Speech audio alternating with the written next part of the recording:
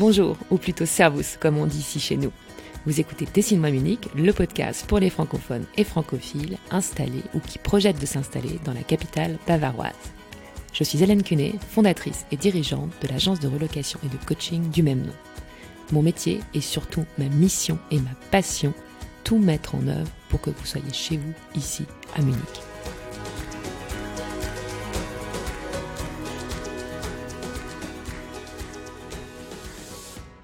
Avant de vous parler de ma nouvelle invitée, je voulais partager 2 informations avec vous.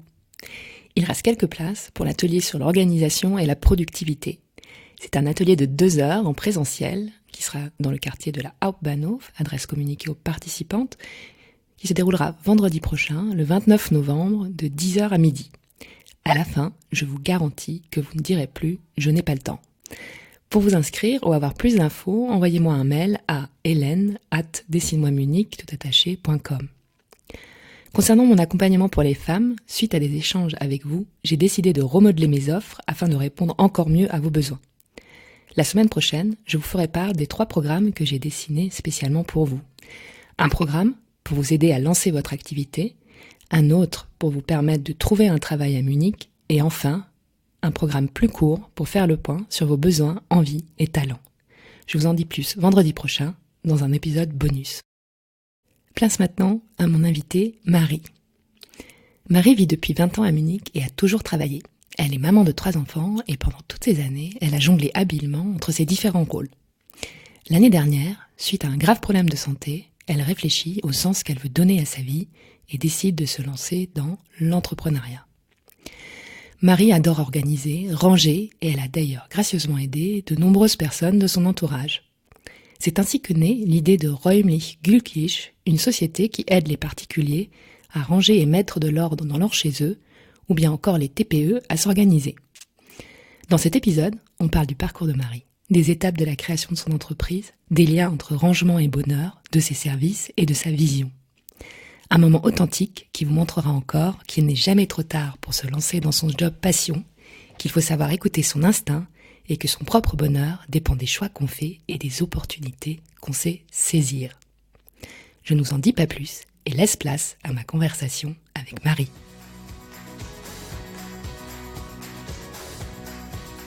Bonjour Marie. Bonjour. Je suis très heureuse de te recevoir. Je vais faire la connaissance pratiquement en même temps que les auditeurs. Donc on a parlé un petit peu avant de commencer l'enregistrement, mais pour resituer un peu les choses, cette rencontre a lieu grâce à Karine qui m'a parlé de ton travail et je me suis dit que ce serait super de faire un podcast sur le sujet. D'accord, merci beaucoup. Alors, on va parler beaucoup de ce que tu fais parce que je trouve que c'est un super concept. Mais avant de commencer, j'aime bien qu'on en sache un peu plus. Et je voudrais que tu nous dises d'où tu viens et quel a été un peu ton parcours avant d'arriver à Munich. Oh là là, c'est long.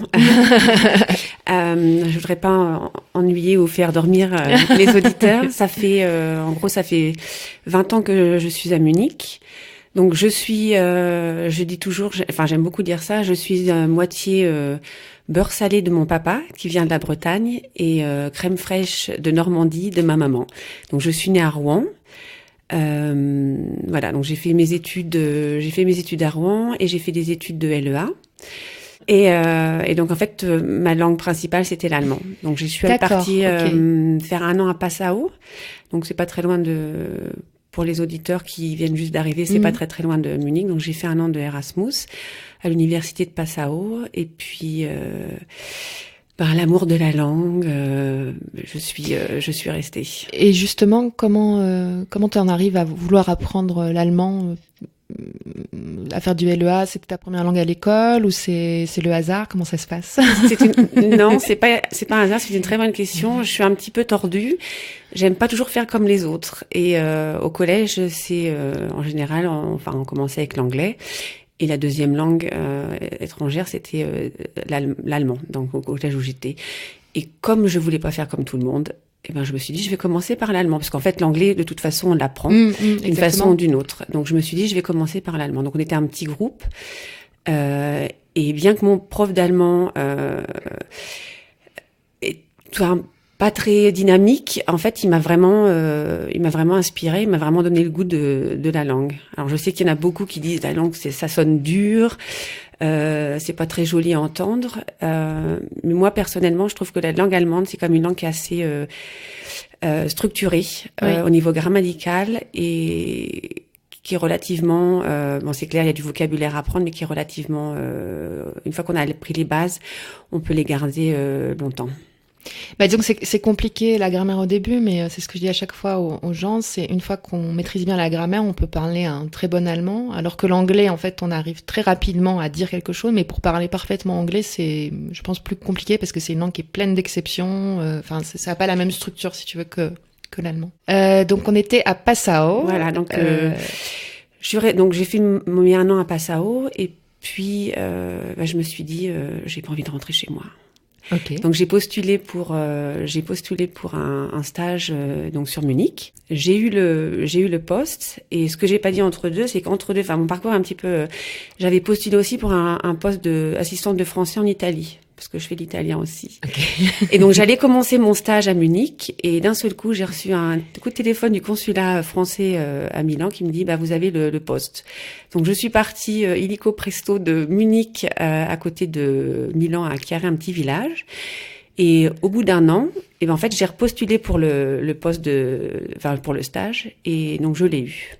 Voilà, depuis 20 ans, je suis là. Et ça s'est passé comment ton arrivée, ton intégration à Munich? Tu as un souvenir?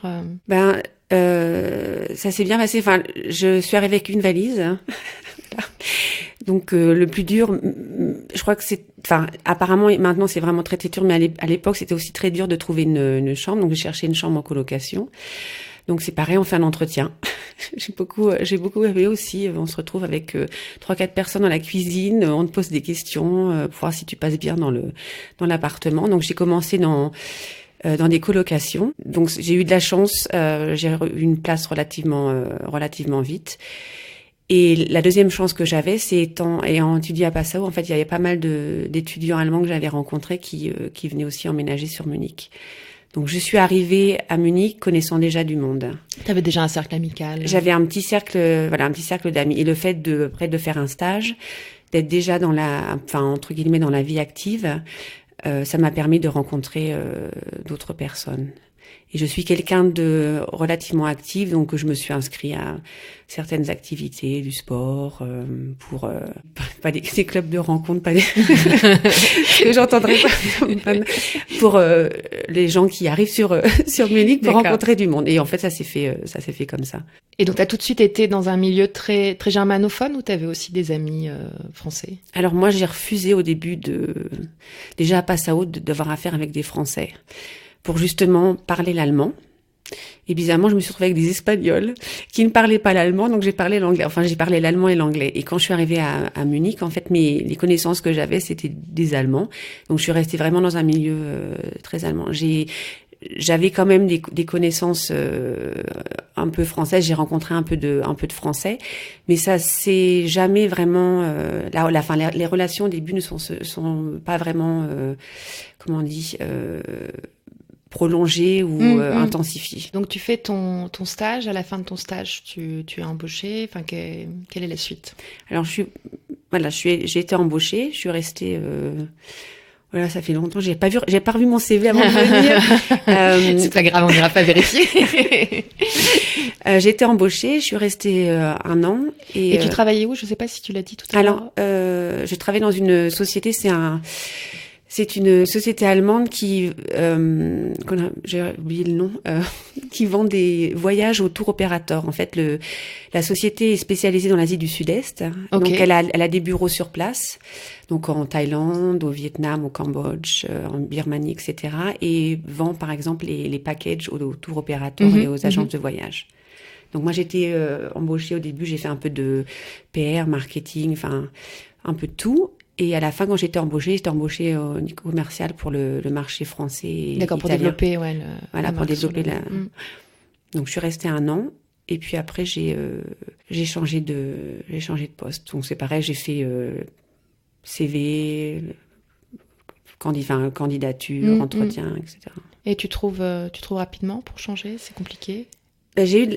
Moi, j'ai trouvé que j'ai pas eu de problème pour trouver du travail. Et surtout, en plus, au début, c'est clair, la demande de salaire, on vient juste de commencer, n'est pas n'est pas très élevée. Et avec le parcours que j'ai fait, et puis t'avais la langue aussi.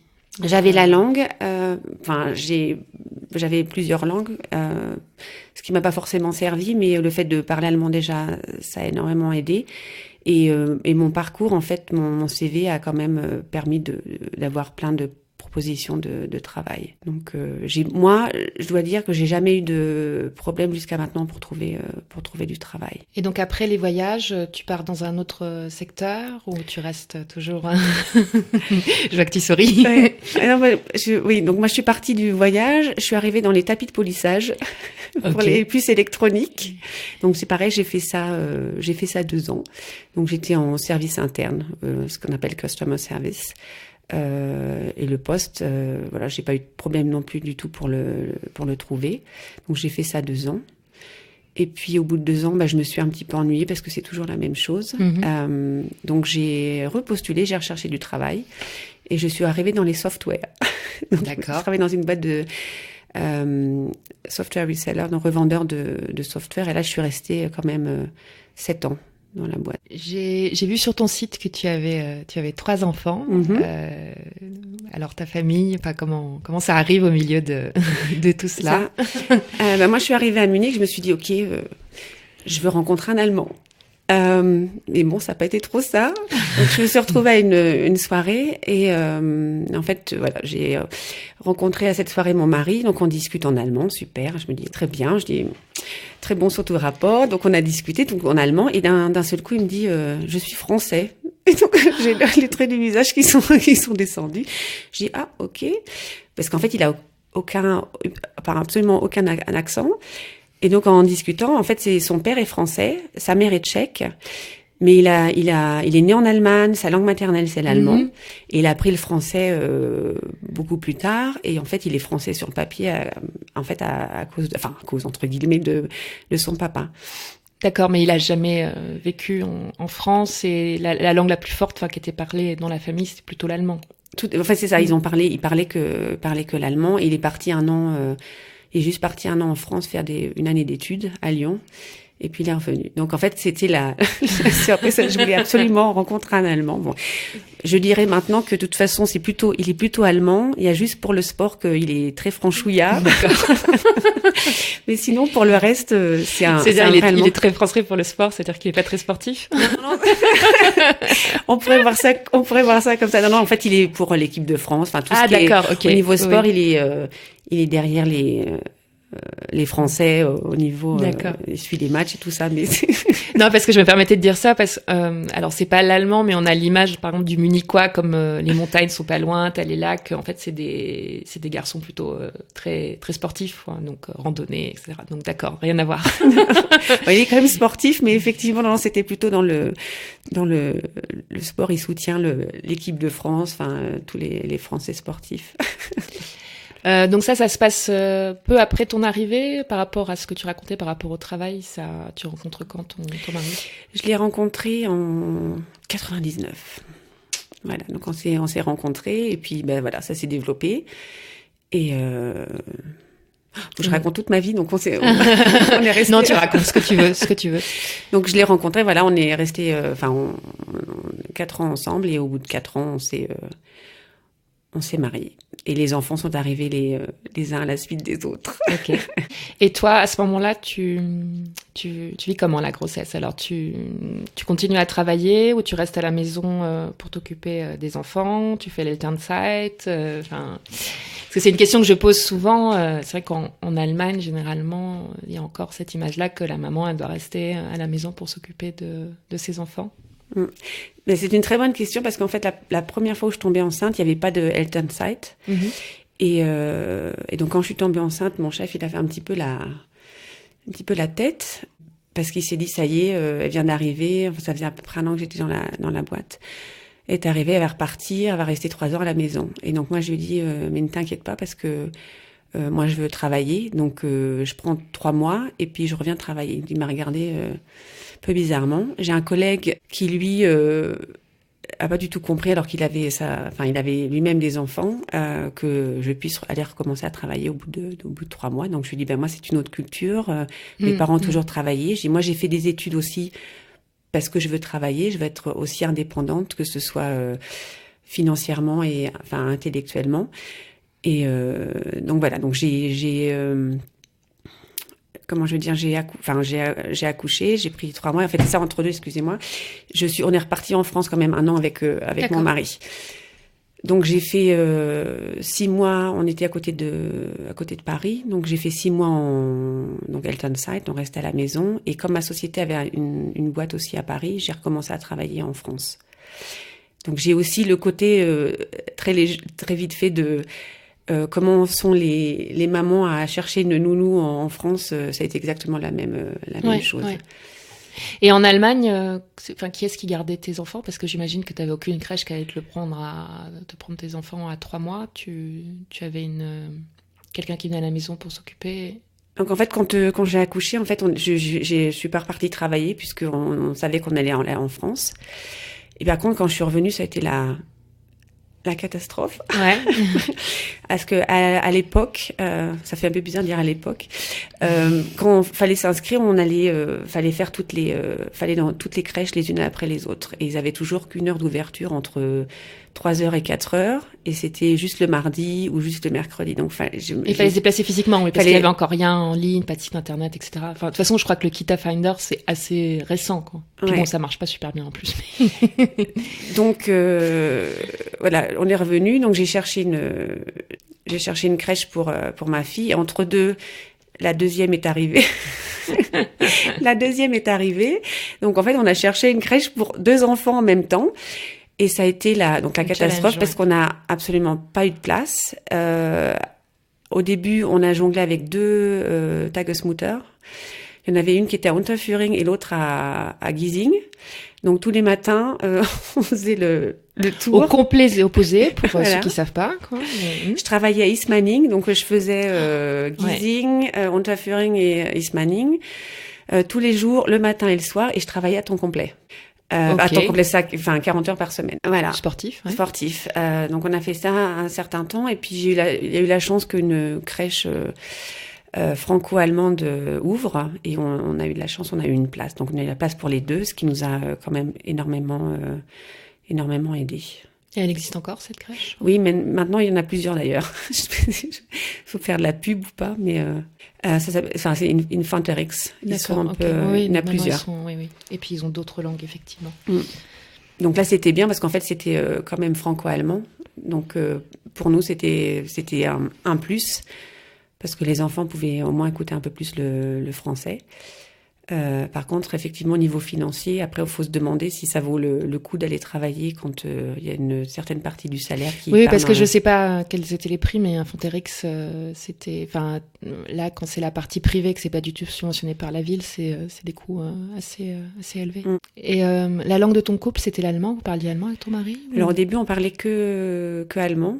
Et puis quand les enfants sont arrivés, on a commencé à vraiment séparer. Donc moi, je parlais que français avec les enfants et Oliver que allemand. Et entre nous, en fait, au bout d'un moment, on s'est dit, on va parler, quand les enfants sont là, on parle en français pour que les enfants entendent plus de français, parce que les 3/4 du temps, ils sont quand même avec que des Allemands. Donc on a gardé depuis que les enfants sont nés, en fait, on a gardé ce schéma. Et là, ils sont à l'école française, tes enfants? Pas du tout. Dans le système allemand? Ils sont dans le système allemand, l'école maternelle allemande, et puis après l'école primaire, et là, ils sont au collège-lycée. Donc, on va en arriver à ton activité. Donc, comment te vient cette idée d'aider les gens à organiser, ranger, réaménager leur espace? Comment ça prend forme? Ça a pris forme le fait d'avoir des enfants, parce qu'à 5 à la maison, c'est vite le bazar. Et je viens d'une famille où mes parents étaient plutôt du genre à garder tout. Donc on était un peu vite encombrés. Oui. Donc le fait d'avoir des enfants, moi je me suis dit, je peux pas... pour ceux qui en ont, ils rentrent à la maison, ils jettent les affaires par terre, ça traîne partout, on passe son temps à dire range s'il te plaît, etc. Donc j'ai commencé à vraiment faire du tri, c'est-à-dire que dès que les vêtements étaient plus de l'âge de les donner ou de les vendre. Et j'ai commencé à faire pour tout, pour les vêtements, pour tous les objets que les enfants ramènent à la maison, qui finissent dans des tiroirs, ou les cadeaux des enfants. On connaît tous les boîtes à bijoux en boîte à camembert, enfin tout genre de trucs qu'on emmaganise et qu'on s'en sert jamais. Pour la fête des mères, ouais. Pour la fête des mères, ou les colliers en nouilles. Voilà. Enfin, les Allemands sont plus créatifs, mais oui, je trouve aussi. Donc j'ai commencé vraiment à la maison en fait à ranger, à commencer à énerver tout le monde aussi, parce que j'aime bien que ce soit ordonné. Pour moi, ça me donne une liberté d'esprit. Surtout quand on sait où sont les affaires, on gagne un temps quand même phénoménal, de savoir ce qu'on a dans son armoire, de savoir où c'est dans les tiroirs, et que les choses soient relativement installées d'une façon pratique, vite d'accès. Donc j'ai commencé à la maison, et puis l'année dernière, ça m'est vraiment venu dans la tête. J'ai commencé vraiment à pas seulement le faire pour la maison, chez moi, mais chez les autres. On est vraiment venu me demander, tu veux pas m'aider? J'ai aidé une copine qui a déménagé, donc je suis arrivée, je l'ai aidé à faire les cartons, à faire du tri.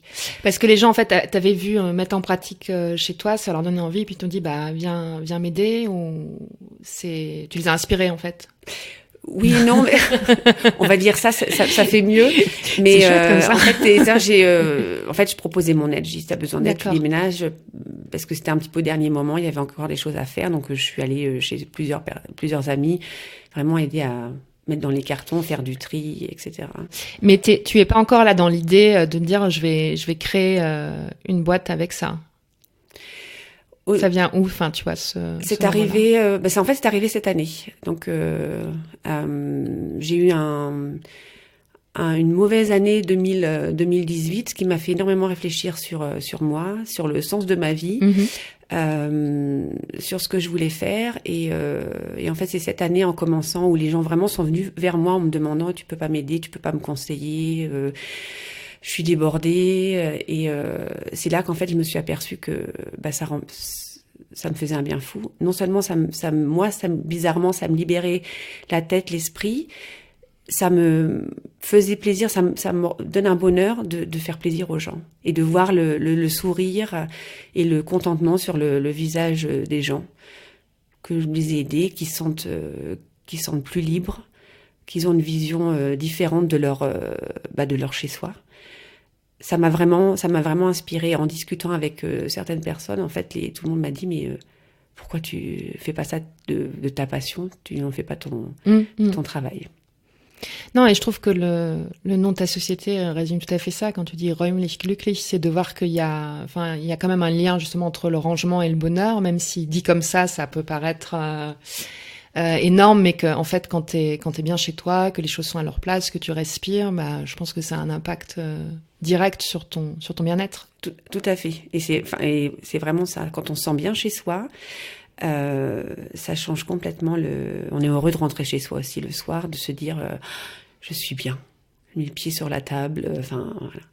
Et ce qui est important aussi de dire, c'est que il y a ranger et ranger. En fait, moi, ce qui est important, c'est je suis pas psychologue, mais l'idée de ranger, c'est vraiment lié c'est très très personnel. C'est vraiment lié avec la personne, avec son état d'esprit, avec le but que l'on veut avoir. Parce que une maison, on peut être très très bien chez soi avec quand même une pile de livres qui traînent par terre. C'est chacun a sa vision de son bonheur et de ce sentiment chez soi. C'est pour ça que c'est très important. Je dis ranger, oui, mais c'est pas pour qu'il y ait plus rien non plus sur les étagères et que ce soit complètement stérile.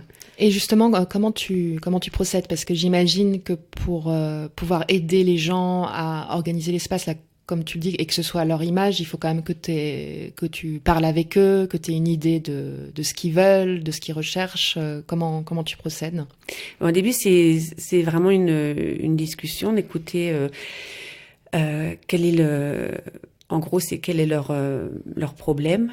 On dirait en allemand Herausforderung, là, c'est un mot super qui sert à beaucoup de choses. Et pas à grand chose, mais quel est leur problème?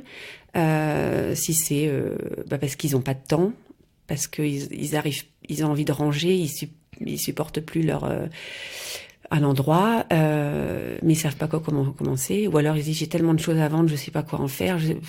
Et donc ils déplacent les objets d'un endroit à un autre, ou je sais plus où sont mes affaires. Donc on discute vraiment beaucoup au début, et c'est très lié aussi avec l'histoire. T'as un exemple, par exemple, enfin sans citer de nom, mais je pense que si elle m'écoute, elle se reconnaîtra. Mais je suis aidé une copine plusieurs fois, et en fait le premier sujet c'était mon placard est mal rangé. Alors un placard, je me dis ok.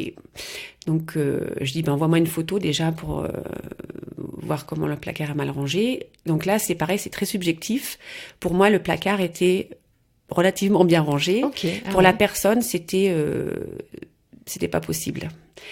Donc je suis allée dans ce cas-là, comme c'était l'amie, je suis allée directement chez elle, et donc on a commencé à discuter. Et en discutant, en fait, il y avait un problème avec sa cuisine, c'est qu'elle s'était pas du tout appropriée la cuisine. Elle voyait la cuisine comme une corvée. Le fait que fallait qu'elle fasse à manger, mais elle avait pas du tout, il y avait pas de vie dans sa cuisine. D'accord. Donc on a commencé à, donc en fait c'était important de savoir ce qui s'était passé dans la cuisine. Et pourquoi elle voyait, par exemple, le placard, elle, mal rangé. Et en fait, en discutant... Parce que, excuse-moi, c'était le placard de la cuisine, c'est ça? En fait, le sujet, en fait, c'est le placard de la cuisine. D'accord. Et finalement, en arrivant, donc on a discuté, donc j'ai compris qu'elle avait un mal-être quand elle rentrait dans sa cuisine. Elle était vraiment pas bien du tout. Donc on a pas mal échangé. Et donc c'est pareil, c'est quelque chose de très... il y a beaucoup de confiance, c'est très personnel. Et je pense que c'est comme n'importe quel autre métier, il faut se sentir bien avec la personne, parce qu'on surtout un métier de service comme ça, et puis où tu rentres dans l'intimité des gens. Voilà, c'est ça. Donc là, c'est la cuisine, ça va. Quand c'est les vêtements, des fois c'est plus difficile.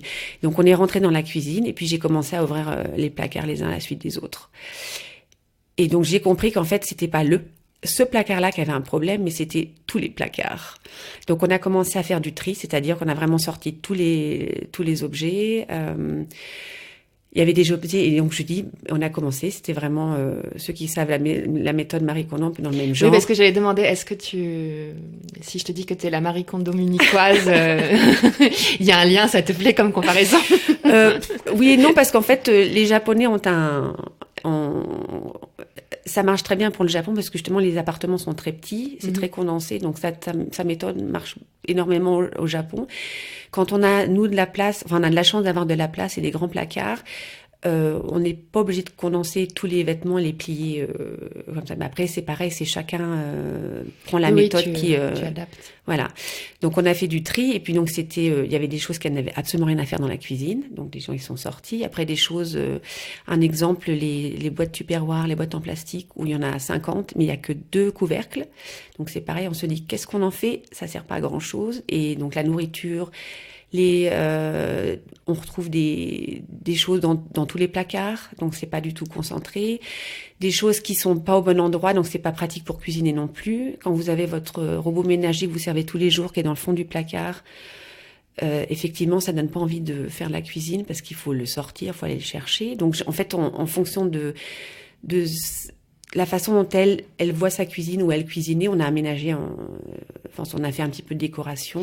Et c'était ça donc le problème, ou il y avait autre chose? Parce que quand tu disais il s'est passé quelque chose dans la cuisine, c'était juste qu'elle avait mal organisé son espace, et c'est pour ça qu'elle n'arrivait pas à se l'approprier, ou il y avait...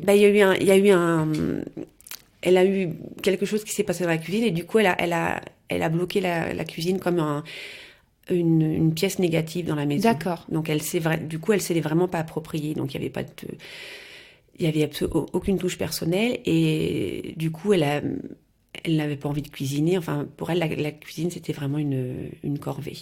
Et donc là, au final, en travaillant avec toi, en réorganisant, se la réappropriant, ça lui a permis de redonner vie à sa cuisine, ou de la voir différemment?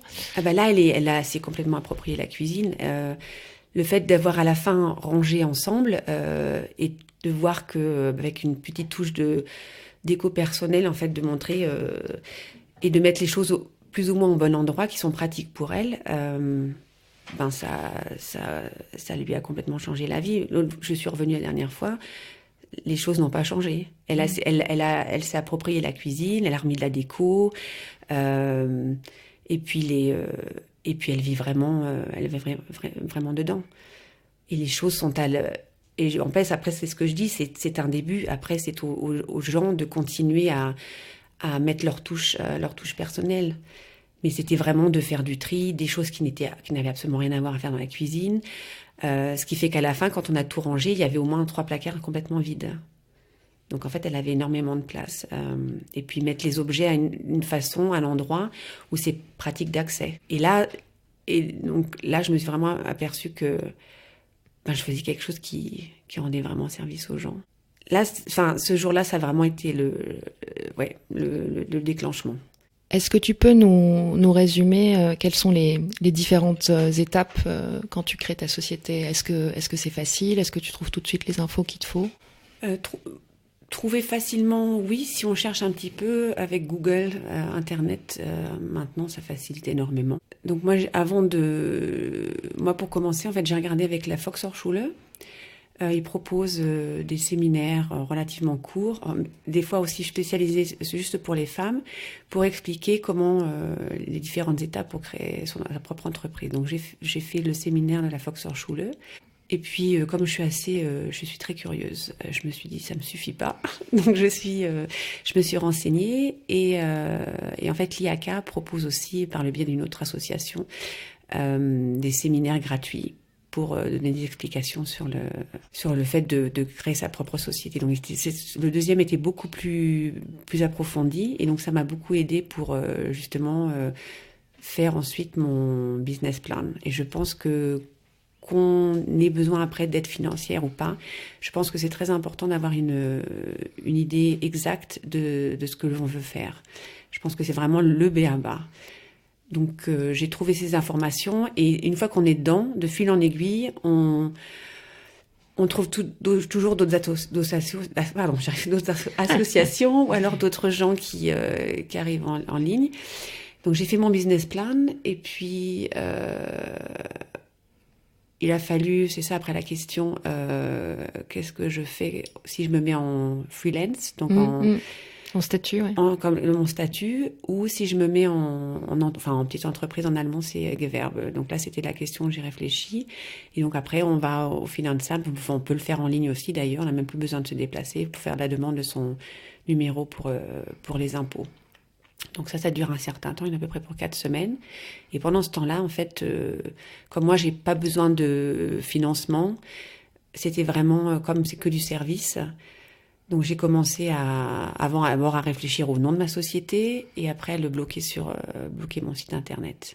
Et en fait, le plus dur pour moi, ça a été vraiment de créer mon site. Donc je fais de la pub, je suis sur Strato. Il y en a plein d'autres qui proposent. Mais pour moi, ça a été vraiment, ils font de la pub en disant en 10 minutes, vous avez créé votre site internet. Alors moi, ça m'a duré 1 mois et demi. Parce qu'en fait, quand on veut quelque chose qui soit à peu près correct, qui vraiment reflète son image, je pense que tu sais avec ton site aussi à toi, ça prend du temps. Il faut réfléchir au logo, à ce qu'on va mettre, les textes, les photos. Donc là, je me suis vraiment fait aider parce que c'est pareil, chacun son métier. Ouais. Et mais donc ça a mis vraiment 1 mois et demi. Mais tu me disais hors micro, dans ton entourage beaucoup, parce que je pense qu'il faut pas se bloquer en se disant je vais pas pouvoir faire parce qu'il va falloir tout de suite que je paie un graphiste, une agence, etc. On peut aussi se débrouiller et se faire aider par des connaissances pour les photos ou parce qu'on a quelqu'un qui écrit bien. On n'est pas obligé tout de suite de payer un prestataire super cher pour tout réaliser. Hein. Moi, j'ai quand même payé. C'est une amie qui m'a fait le logo. Mais je l'ai, elle m'a fait un prix d'amis, mais je l'ai quand même payé. Je pense que c'est un donnant-donnant. Elle aussi, elle vit de ça. Donc les photos, on m'a fait un prix parce que c'est pareil, c'est par le biais d'une connaissance. Donc en fait, c'est beaucoup mieux d'ailleurs parce que on est conseillé, on connaît les gens, donc c'est plus facile. Mais c'est pareil, j'ai payé de toute façon. C'est clair que au début, il y a même si on dépense pas, enfin, il n'y a pas de grosses dépenses, il y a quand même des choses, enfin, des dépenses à faire au début il faut investir un petit peu de toute façon. Bah, surtout si tu veux quelque chose qui fasse quand même professionnel, en fait, c'est ça. Ouais.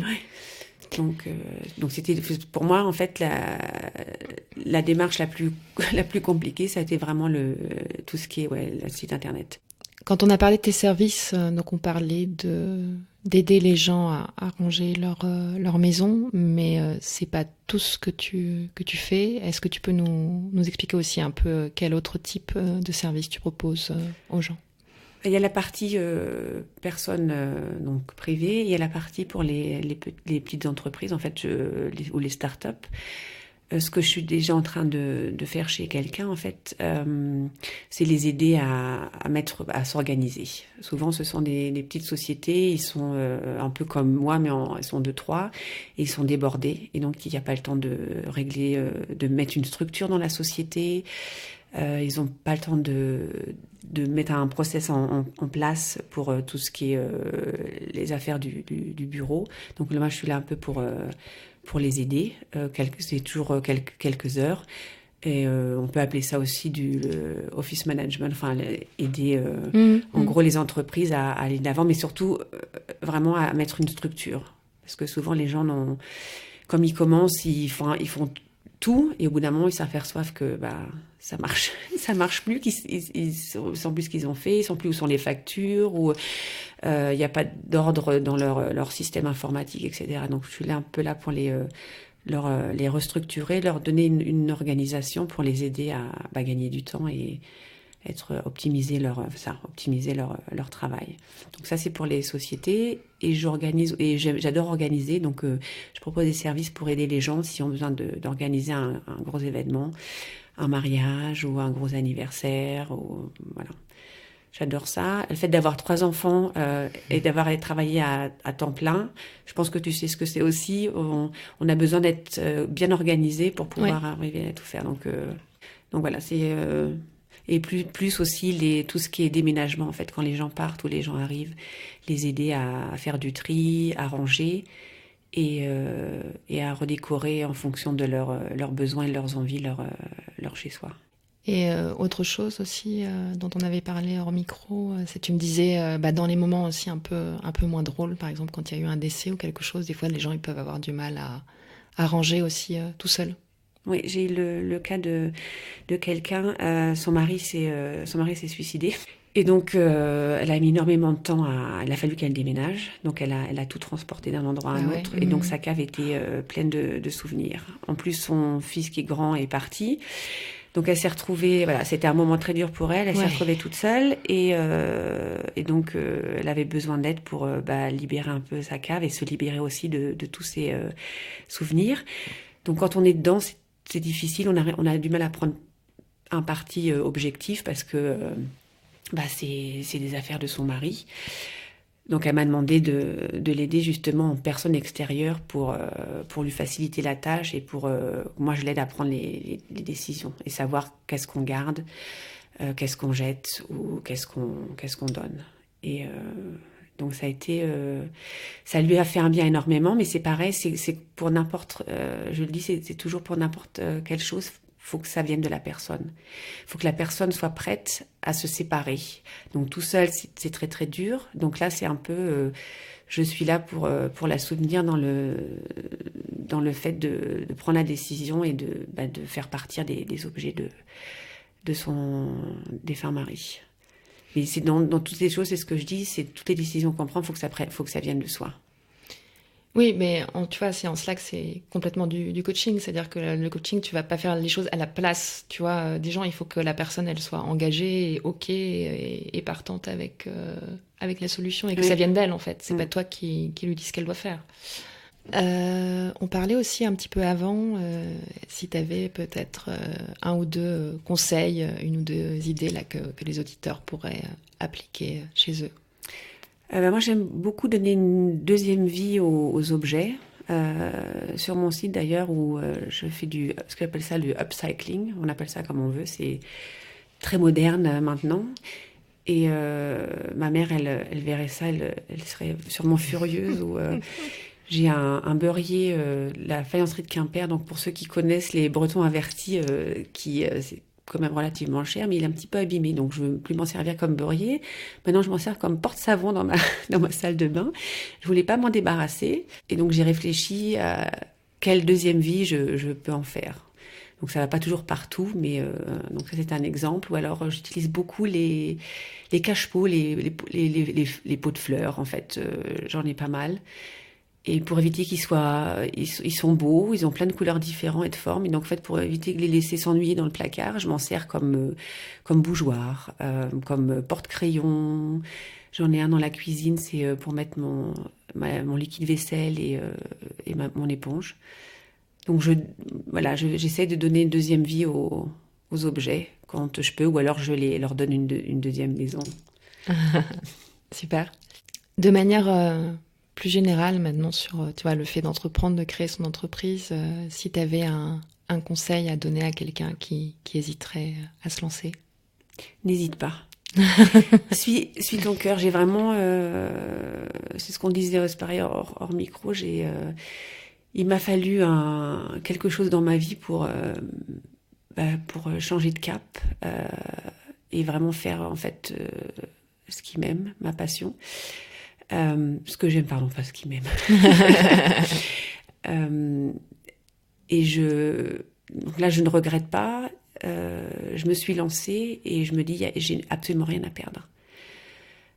J'ai sûrement dû hésiter longtemps, le fait d'avoir des enfants, de dire là, j'ai besoin de la sécurité, j'ai un travail fixe, j'ai un salaire. Puis c'est notre éducation en fait, on a été éduqués aussi comme ça. Enfin moi je sais que pour moi c'était ça aussi, c'est le modèle familial que tu as, la structure dans laquelle tu es qui t'influence beaucoup aussi. Hein. Et puis bon, avec ce qui m'est arrivé, je me suis dit non, c'est un signe, il faut que je change. Et donc j'ai tout lâché pour suivre mon instinct, mes envies, ma passion. Et il faut dire aussi que j'ai un mari qui me soutient énormément, en fait. Mon mari me laisse faire, me dit si c'est ton bonheur, si ça te fait plaisir, fais-le. Donc là, pour ça, j'ai vraiment de la chance parce que je suis soutenue, pas financièrement, mais je suis soutenue moralement et c'est énormément important. Oui, bah ça fait une grosse partie parce que si t'es vraiment tout seul, je pense que il y a des gens qui arrivent, hein, mais c'est quand même compliqué. Hein. Donc sur le site, je mettrai toutes les infos, ton site internet, tes réseaux sociaux. Là, les gens peuvent trouver de quoi te contacter s'ils ont besoin de tes services. Est-ce qu'il y avait autre chose que tu voulais ajouter ou on a fait à peu près le tour? Je pense qu'on a fait le tour de la question.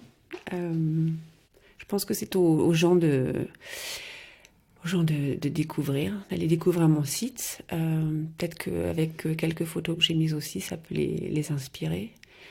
Moi, ce que je dis, c'est qu'il n'est jamais trop tard pour commencer. Que ce soit pour le rangement, l'organisation, alors pour ce qu'on disait avant, pour créer sa société. Pour créer sa société. Ouais. J'ai vraiment appris dans toutes les dernières années de suivre son instinct et de suivre sa passion. Oui, et puis généralement, ça fait du bien. C'est libérateur, comme tu disais, à tous les niveaux. Est-ce que tu es prête pour passer à notre petite question rapide? Oui, bien sûr.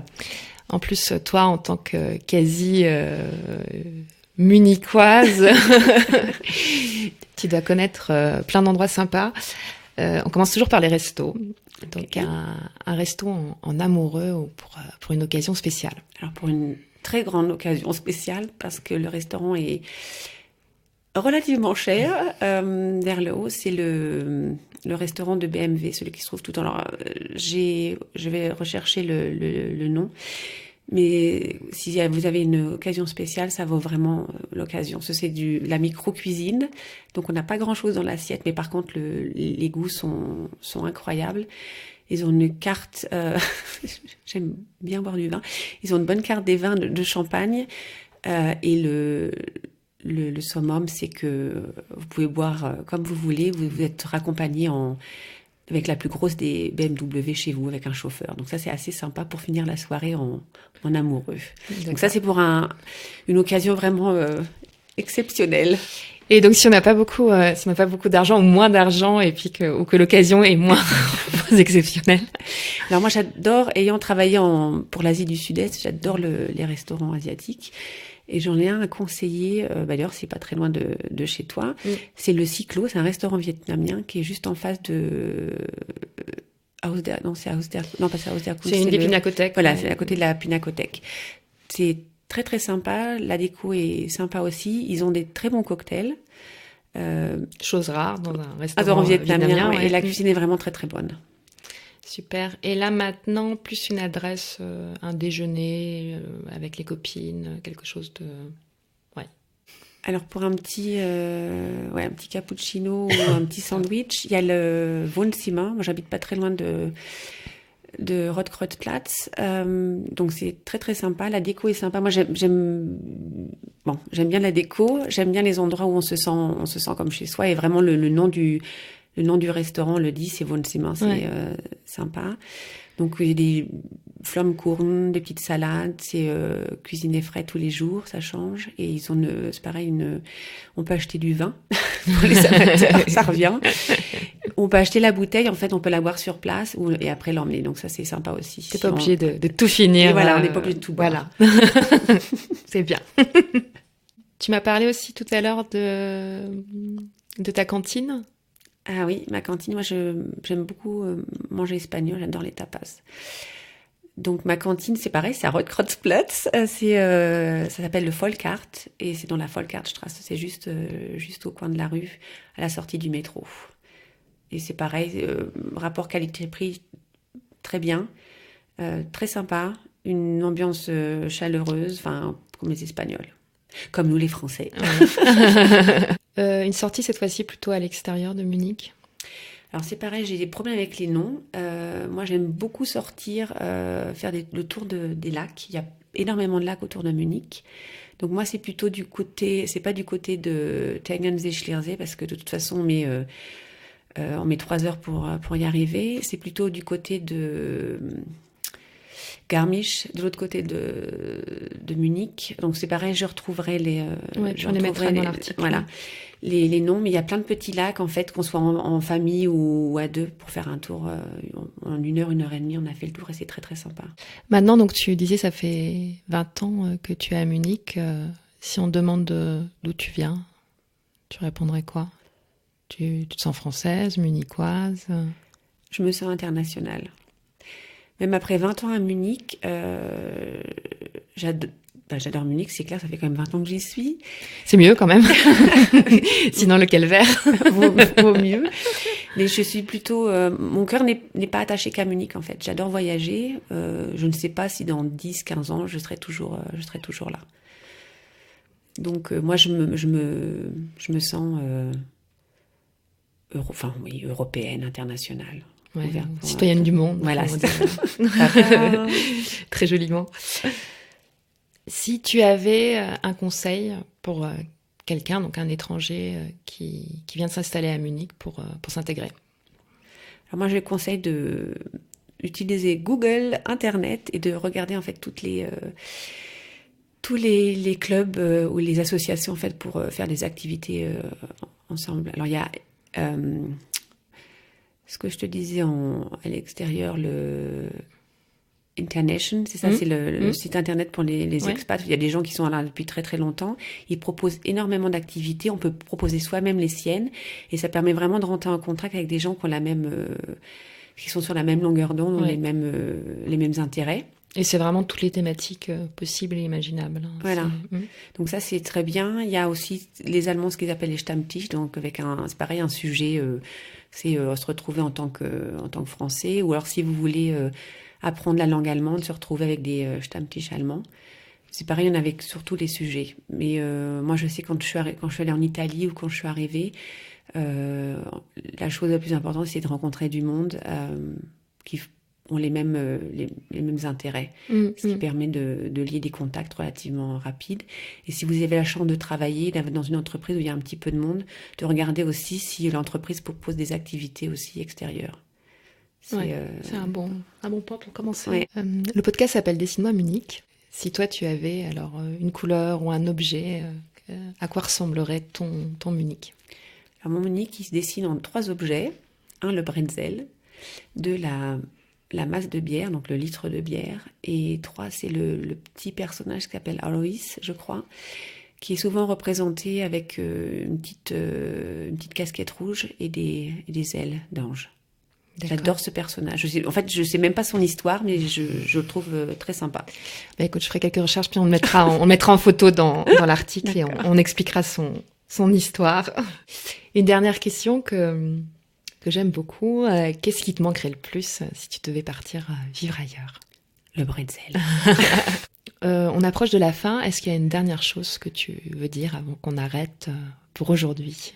Alors, un conseil que je peux donner après 20 ans ici, les Bavarois en fait donnent l'impression d'être assez fermés et très durs de l'extérieur, mais il faut gratter un petit peu. Je sais que la langue, le dialecte fait parfois peur. On se dit ils sont mal polis, ils sont pas très aimables, gentils, mais en fait si on commence à discuter avec les gens et qu'on essaye de s'ouvrir à la langue ou à la culture, on s'aperçoit qu'en fait les 3/4 des gens sont très très chaleureux. Mais il faut prendre le temps d'aller gratter derrière la première couche.